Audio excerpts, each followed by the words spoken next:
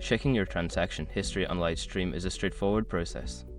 Follow these steps to easily access your financial records. Step 1. Log into your account. Visit the LightStream website and click on the Login button. Enter your username and password to access your account. Step 2. Navigate to the account dashboard. Secure your accounts before moving on.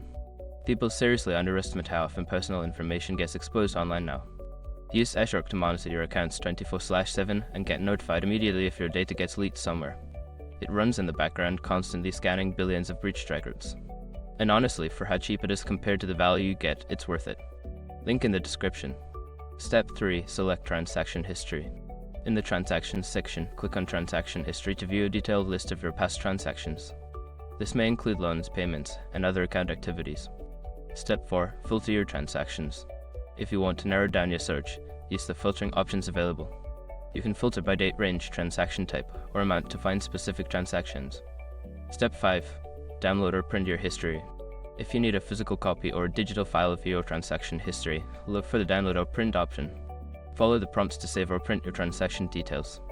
By following these steps, you can easily check your transaction history on LightStream. If you have any issues, consider reaching out to customer support for assistance.